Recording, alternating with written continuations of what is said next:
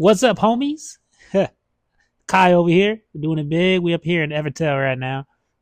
If you're here for Watcher of Realms videos or whatnot, this is Evertale, a completely different game. I've been playing this game for about 3 years. It's a dying game. Do not join this game. Do not log in. Do not download it. You will be disappointed. And everybody that already plays already knows, right? So we'll hop into arena real quick. Rank 1 right now. Andre, he normally is rank 1, but I've been giving him a run for the money. This year I am going to try to optimize things a little better, so I'll be posting videos and stuff just for you guys that's still playing Evertale. This is my alternate account, Old Man Kai. So if you ever see him up in arena, just know I'm kicking your ass too. So, but that's mainly just in on my server. So let's jump into champs real quick. Show you where I'm at. Rank 5. Still doing it big. Been free to play for about a year now. Haven't spent a dime on this game, and I recommend you do not. The power creep in this game is ridiculous. Every week it's something new that you just can't keep up with unless you're just welling out. And even then, you got free to play players kicking your butt anyway, right? So I wouldn't spend money on this game. It's up to y'all. If you want to be the best of the best, go ahead. Here's my towers. We are at 812 right now. 812. Me, Berserk, and Andre. We all up there just hanging out, waiting to see who gets past it first. Unlikely, but towers. Just a BP check. If you got the new units, you'll be able to progress in it. I could do a tower guide. Let me know if you guys want me to do that. But since I'm already past so many levels, it's going to be kind of hard. But I do have like some screenshots of some of the teams that I use to get past like earlier levels. So we're going to hop in and do some reviews. Just for the new unit right now, I can go and I can do reviews and my impressions of like all banner units. But right now it's going to be, take a look at Murasaki. Yes, this lovely lady right here. Look at this art. Oh, what's she doing over here with her little blade dancing around? So she's going to be a stealth unit. Right, so if you have a big stealth team, or if like that's your go-to thing, like poison or stealth, then you could probably pick her up, and she's gonna be pretty nice. So we'll hop into the skills real quick. But y'all have to remember, like all the earth units, like if they looked overpowered, then they have a big weakness to burn, right? So that's gonna be one of the things that you have to look out for. She is gonna have a weakness to burn. She won't be able to activate half of her skill set if she's burning. And a lot of times right now in arena and even in war, when you're doing wars, they're gonna have a fire team, right? So just be on the lookout for that. So first active skill, last ward. 600 damage to one enemy. This attack ignores skin passives. So it says ignore skin passives, right? Well, let's just finish reading. Well, let's look over here real quick. So if everybody's thinking about, oh, I'm going to pick her up, the skin passive on the new Storm Snow White. Look, where is it? Is it here? Is it in her passives? But, no, but I'm just saying, like, I've seen it somewhere in her skill set that it is not a skin passive. So like when she gets attacked and then like it gives her a turn, then it's not gonna help you ignore that, right? So don't pick her up thinking that this is gonna help with Storm Snow White. It will, like in the stun aspect, but not for the electrotoxin that's right here, right? So if you look at it, it reads, if this unit would be defeated by an enemy attack or status effect while having more than 1 HP, it instead survives with 1 HP, right? Each time this unit takes damage from an attack and survives until the end of that turn with more than 1 HP, this unit will stun all enemies with 50 TU and then super poison all enemies. This effect cannot trigger if this unit is alone on the battlefield. That's fine. This is not a skin passive. So this is like that extra little passive at the end, right? So that annoying little thing that keeps the team running, that makes her like crazy OP. This little passive, if you pick her up, it's not going to help with this passive. It won't ignore it, right? So let's go back to whatever her name is. What? Murasaki. Yeah, let's go back to Murasaki, and then we'll go take a look at the rest of her skills. All right, so back to this lady right here. She does look good. She looks nice, right? So let's finish reading the first skill. 600% damage to one enemy. This attack ignores skin passive skills and the counter status effect. The skill becomes locked after use until the user uses healing words. This lock may be ignored if this unit is alone on the battlefield. Okay, so that's kind of a big standout to me just because this is the only thing she's doing for like damage, right? So this is the only time she's gonna do damage is when she's using last wards. And she can only use last wards if she uses healing wards. So there's like a trade-off every time she does it, right? So that's her only attack skill. Remember that, guys. If you're gonna think about picking her up and you're not like welling out and you're just doing free to play stuff, then well, so healing wards, what is this? Heals 2 allies for 800% of the user's attack. If she's FA, then that's basically a full heal. So she'll be good for support. Alright, so after she heals them, it removes status effects like sleep, burn, and poison, grants them stealth and a stealth shield. So it will grant them a stealth shield, which everybody knows what stealth shields are, right? At this point in time, it's a shield that allows them to kind of ignore the next status effect or damage that comes in. That would damage more than one or more enemies. So as long as it's doing like a multi-hit attack, then the stealth shield is gonna pop up and be like, "Bam! I got you. I saved you this time, but not next time." And then after that attack, then it removes the stealth shield.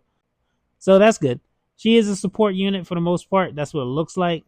Then we're gonna go down to plot twist. Exchanges one enemy with an imposter. The exchanged enemy will be sent next in line of enemy reinforcements, then add one imposter to a random place in line of enemy reinforcements. Usable only if there is 4 enemies on the battlefield, usable once per battle, and will fail if the target is immovable. Alright, so if they're immovable, this isn't going to work, and she can only use this once per battle. So remember that. She could only use it once per battle. That's it. There's no more, oh, it's a spammable move. This is a lesser version of the imposter skill that we've known, where you can like spam it from like the original Cleopatra when she dropped. So, I get it. Is this like the main selling point? She can throw out imposters. I don't know. Like this imposter skill isn't something that's better than the original imposter skills that we have, in my opinion. All right, so red herring. The user becomes a guardian for any enemy attack that would hit 1 or 2 allies. So basically, she becomes a guardian. After this skill is used, whenever the user is hit with an attack and is defeated or survives with 25% or less HP until and after the end of the turn, they will be sacrificed if they were not defeated. So if you guys are going to use her as a guard, that's your main guard. If she isn't beat, she's still going to die. So she's not a reliable guard, not in my opinion. A copy of the user will then be added next in line.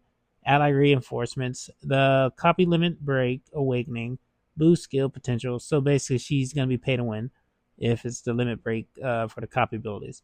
So all allies become enraged, have their current T reduced by 100. So it's not a free turn. It's just their T's reduced by 100. This will overwrite other status effects and enrage all allies. Enraged allies have their attacks increased by 50% until the end of the next turn. The effects won't trigger if defeated by the burn status effect. There becomes the earth weakness that we were talking about. Unlock the first time a non-conjured ally on the battlefield is defeated. So maybe her imposter, because it doesn't say it's limited. So she could throw an imposter out and then defeat that and then be able to use this turn or use this skill. Ally defeated, sacrificed by a source other than this unit on the battlefield. This unit is on the battlefield at the very start. So she's at dawn, and it is locked again. If the user leaves the battlefield, this skill can only be triggered once each time this unit is on the battlefield. So does that apply to her copies? We don't know yet. I don't know. I don't have this unit. I'm just looking at her skill and I'm giving my impression. So I guess it depends. If that skill is spammable, like if her copy can use that skill, then that adds more value. But if her copy can't use that skill after she's been defeated and then she comes back in and she can't use that skill again, then the red herring is kind of, I don't know.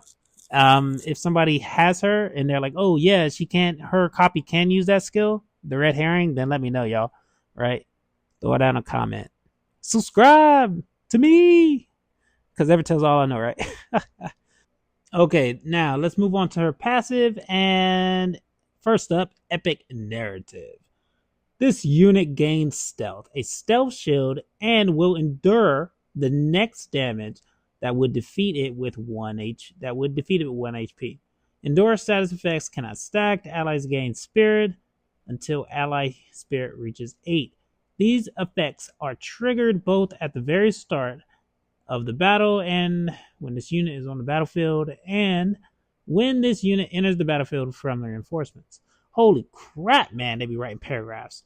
This unit cannot be defeated by damage from poison status effects, so poison won't kill it off. So this unit has a 20% chance plus 20% per awakening. So this is a luxury unit. This is a pay to win unit. Remember that. Free to play people who are trying to, play at the best of their ability. This isn't the unit for you. So basically it's pay to win for the status effect to always trigger. And basically what happens is if you have it fully awakened, every time an ally is defeated, then this unit will get the next turn. But remember, she can't attack. She only has 1 attacking skill. Remember that. All right, so Venom Barrier. Unless this unit is burning, this unit is immune to stun effects. So if you're going to get some burn team, then this won't apply. But stun immune is very good, especially in the meta right now with Storm King Arthur and Storm Snow White that just came out. Yeah, it's nice to have a stun immune unit. So allies gain 35% damage reduction from attacks while this unit is on the battlefield. This effect can stack with other damage reduction effects such as armor, but will not stack with itself or effects like ally barriers. So like with Bride Anya, it won't stack with Bride Anya, but it will stack with other Guardian effects that have like a reduced damage reduction. So extra damage reduction, just not with barriers. Then, whenever an ally takes damage from an attack, a random non-burning enemy becomes Mega Poisoned for 200 TU. Mega Poison will override other stats effects. So basically it's going to override other stats effects. So it will Mega Poison another enemy as long as they're not burning. So if you're not fighting a burn team, then you're good to go. This will look OP and she will perform very well until she meets a burn team. I guarantee it. So like I was saying, in war, people have burn teams. They're going to send it at this plat. Like, if you have her in there when you're doing war, they're going to send it, and you're going to be like, oh, yeah. Boom. Die. However, for Arena, yeah, go ahead, guys. Use her for Arena. That's where she's probably going to shine 9 times out of 10, in my opinion. Just because you can kind of mitigate what teams you're going to go against, and then you can plug her in and just fight against non-burn teams, and then she'll do good. Just like the same thing with Dark Gwen. When she came out, God, man, like her skill set is OP. It's kind of crazy and kind of nuts. But once she hits fire, it's kind of like, she loses half her skill set. So let's break down Murasaki. All right. Pros, cons. Would I pull? Am I going to pull? No, I'm not, just because I don't have the SS. Y'all seen my stuff. I have 3,000 soul stones. I'm not pulling shit for a long time. Right. So, Murasaki. So, if you're free to play, I would skip this unit. You could get benefit out of 1 copy just for the support and for the pseudo guard that she will become, like if she uses that skill. But she has to use that skill in order to become a guard. She can't just be placed down first and then she's going to be a guardian. No, she has to get a turn and then she has to use the skill and then become a guard. So don't get her thinking like, oh, I can just plug her in and she'll be a guard and soak up that first hit and then also be a stun absorber. So she does have some benefit, but she's not going to do well as a guard unless she's fully awakened. And even then, she's still going to get sacrificed every time she gets below 25%. So she's not going to be a reliable guardian. Don't get her to be a guardian. get her just kind of has a support guardian. If you need support, that's where she's going to be used for basically.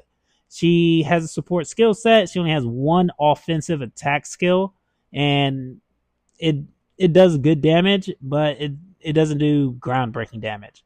So she's going to be used for a guard. She can heal up to 2 allies for 800%. If she's fully awakened, it's a full heal. If she's not fully awakened, then you're probably going to get at least 75% of that heal off, or like 75% of the HP. Um, if you're missing an imposter unit, she can provide that necessary skill set, kind of like Cleopatra. You can throw her in at first, but she can only use that skill once per battle. So, in my opinion, this is a weaker imposter skill to some of the previous ones that we've had. She has nothing new to the table because you can find a support unit in a lot of other units, and you don't really need her to fit into your team. If you do grab her, then it's going to be for stealth teams, stun teams, and poison teams. If you're running a sleep or a burn team, don't pick her up if that's your main.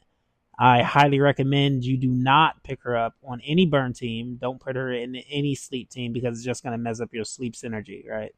So let's look at the pros. Pros, she is stealth, so she will provide stealth. So if you're running uh Storm Snow White, but Storm King Arthur and a stealth skill set, then a stealth team, go for it. It's fine.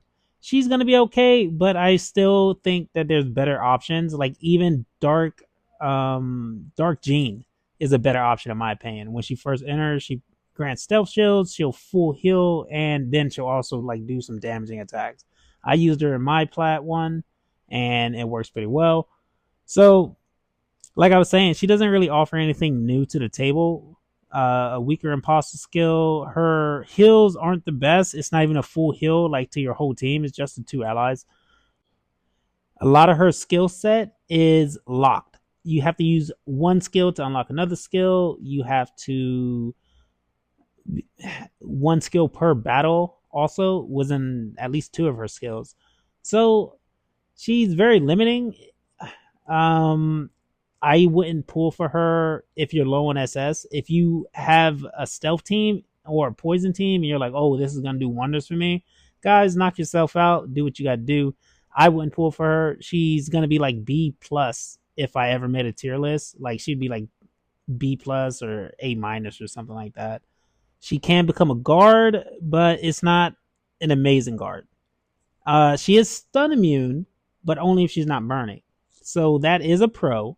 Stun immunity will be very big in the meta just because of Storm Snow White, bro, and Storm King Arthur. They are top tier right now, in my opinion. So, and they're going to be doing some damage for a while. So, let's wrap it up. She's going to be okay. And she's going to look broken in some of these top meta teams just because they're going to have other meta teams, like other comps that's already like providing the damage, providing the support to make her look broken. If you plug her into a top team, she's going to look nice. She's going to do amazing things because she's going to be a guard. She's going to provide the stealth shields that you need. She's going to heal. But if she's in like a regular team, she's not groundbreaking. She's not going to carry you through not necessarily the game, but she's not going to carry you through like towers. She's not going to carry you through arena. She's not going to carry you through war. She's not the one. Yeah, she's going to be power crept in 2 weeks. Guaranteed. Or next month. It doesn't matter. She's already power crept, in my opinion, by like some of the other broken units that's out. And to further drive the point home, so like I went through Champions Arena. Leon, he just happened to have the most awakened Murasaki. He has 4 copies of her, just needs 1 more, so he's probably gonna awaken her. But she's already max leveled. He probably has some skills into her, so but she's not doing anything substantial, right? So yeah, she keeps coming back, so she's gonna be annoying. She's gonna be like Storm Jean, but she's nothing, or like Frankenstein. Basically, that's what she is. She's just a pseudo guard that has stun immunity, and she has 1 attack ability, and she's not gonna change the flow of the fight. She's just gonna be like a crow that comes out and then one-shot it, or sacrifice, and then she'll be back. And then you won't get the rest of your arena team out. So if you have a plan, she's gonna probably interrupt your plan, or she's gonna just make it. She'll keep your plan going, I guess, if that's what you do. If you just have all guards and like just two DPS units, then yeah, then it works. You know, she can just fit in there. Like you would just have like all DPS units, like either just like Storm King Arthur and Storm Snow White, have them out, and then have guards, and then Frankenstein, and then you would have Murasaki, and just keep running your guard setup, and then yeah, that's basically the strat. If you pull her and your early game and you just have like a few DPS units, yeah, pull her. She'll keep your DPS alive longer because she looks like she just keeps coming back every time. Every time you kill her, she'll come back unless she's like killed with a direct attack. So have fun with that. I don't need it. I need more DPS units or like some special ability or something that comes in from reinforcements. That's what I need. So she's not game breaking. She's not going to be OP. She's going to fall in the middle of the pack. And that'll be it. So, guys, this is Kai. I'm going to sign off. If you guys have any kind of opinions or things that you want me to do for the YouTube channel, just let me know. Drop a comment. Say hi. I know a lot of you guys from Evertale, been around for a long time. We've been doing this thing for years. So, hey, this is a cool spot. Let's do it. See you guys.